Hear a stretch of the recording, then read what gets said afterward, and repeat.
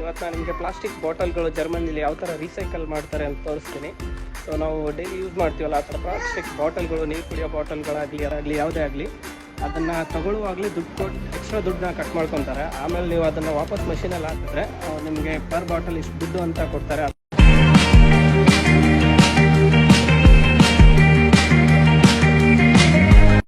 Plastic bottle, ನೀರಿನ bottle, ಇಲ್ಲಿ ಇದೇನು ಸಿಂಬಲ್ ಇದೆಯಲ್ಲ, ಈ ಥರ ಸಿಂಬಲ್ ಇದ್ದರೆ ಇದನ್ನು ಇವರು ಪಿ ಫಾಂಡ್ ಅಂತಾರೆ. ಇಲ್ಲಿ ನೋಡ್ಬೋದು 25 ಸೆಂಟ್, ಅಂದರೆ ಒಂದು ಬಾಟಲ್ಗೆ ಇಂಡಿಯನ್ ರುಪೀಸಲ್ಲಿ ಕನ್ವರ್ಟ್ ಮಾಡಿದ್ರೆ 23 ರೂಪಾಯಿ ಆಗುತ್ತೆ. ಸೊ ಈ ಥರ ಸಿಂಬಲ್ ಇರೋ ಬಾಟಲ್ಗಳು ಮಾತ್ರ ಈ ಥರ ಮಷಿನ್ ಇರುತ್ತೆ. ಈ ಥರ ಮಷಿನಲ್ಲಿ ನಾವು ಹಾಕಬೇಕು.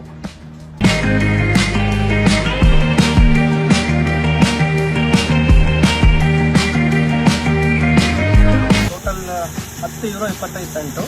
ಇಲ್ಲಿ ಬಟನ್ ಇದೆಯಲ್ಲ, ಪಿ ಫಾಂಡ್ 1 ಅಂತ, ಇದನ್ನು ಪ್ರೆಸ್ ಮಾಡಿದ್ರೆ ನಿಮಗೆ ಇಲ್ಲಿ ಚೀಟಿ ಬರುತ್ತೆ.